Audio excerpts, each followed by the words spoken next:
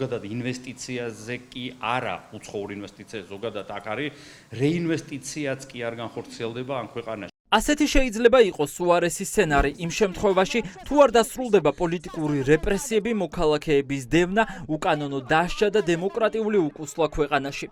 დისტრიბუტორთა ასოციაციის ხელმძღვანელი ფიქრობს, რომ დღეს ისე როგორც არასდროს საჭიროა ბიზნესის ერთიანობა და სიმტკიცე ერთი იდეის გარშემო. სწორედ ქართველმა ბიზნესმენებმა უნდა აიძულონ ივანიშვილის გუნდი, რომ ხალხის მოთხოვნები შეასრულონ. თუ ასე არ მოხდება, მაშინ შესაძლოა ქვეყანა უფრო დიდ რეპუტაციულ სკანდალში გაეხვეს. წითელი შუქი აუნთეს და ალბათ ბიზნესისთვის რაღაც კუთხით ალბათ დასაშინებლად იყო გაკეთებული, რომ დაეშინებინათ, რომ რამდენად დაუნდობლები არიან, რომ არავის არ დაინდობენ. სასამართლო თავიდან ბოლომდე პოლიტიზირებული არის და შენ ქვეყანას ყავს უკვე 60-ზე მეტი პოლიტპატიმარი და სადაც პოლიტპატიმრებს შორის არიან წარმატებული ბიზნესმენები, ყოფილი უკვე და ხედავთ, რომ არაერთ თქვათ ადამიანს კვლავ მომავალში ელოდება დაპატიმრება. პოლიტიკა და ბიზნესი დღეს ისეა ერთმანეთთან დაკავშირებული, როგორც არასდროს აქამდე. ქართული ოცნება რეპრესიების სულ სხვა მასშტაბებზეა გასული. აპატიმრებენ ყველას, ვინც მათ პოლიტიკას არ ეთანხმება. ციხეები გადააუსეს სინდისის პატიმრებით და პოლიტიკოსებითაც. ხელბორკილები დაადეს მამუკა ხაზარაძეს და ბადრი ჯაფარიძესაც.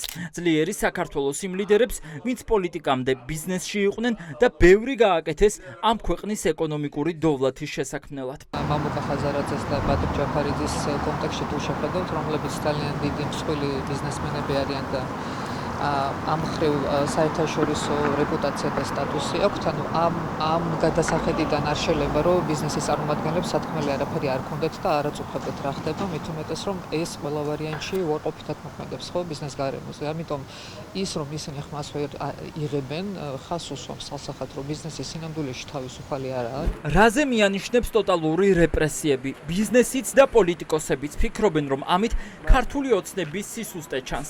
შიში რომ თუ ადამიანებს არ დაიჭერენ და დემოკრატიას არ მოგუდავენ, თავისუფალი საზოგადოების პირობებში ძალაუფლების შენარჩუნება გაუჭირდებათ. დღეს ბიზნესიც და პოლიტიკოსებიც საჯაროდ ეკითხებიან ქართულ ოცნებას.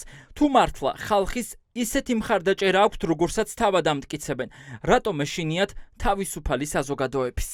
დაძაბულ ბიზნეს კლიმატს ემატება ის ყოველდღიური პოლიტიკური დაკავებები, რომელსაც სამწუხაროდ თითოეული ჩვენგანი თვალს ვადევნებთ და რა თქმა უნდა, არც ერთი საერთაშორისო ინვესტორისთვის ეს იქნება აზიელი, იქნება ევროპელი, თუ იქნება რაღაც ემირატების წარმომადგენელი, არც ერთ ინვესტორს არ უნდა ესეთ დაძაბულ სიტუაციაში, ისეთ ქვეყანაში, სადაც აი ესეთი დაძაბულობა, გაურკვევლობა და სრულიად არაპროგნოზირებადი გარემოა ფულის ჩადება. ხედავ რომ რეჟიმი არის ახლა კონსოლიდაციის სტადიაში, ამყარებს ვერტიკალურ იერარქიას და ყველაფერს გააკეთებს, რომ სრულიად მოახჩოს თავისუფალი აზრი ქვეყანაში, თავისუფალი სიტყვა და ჩვენ ყველანი.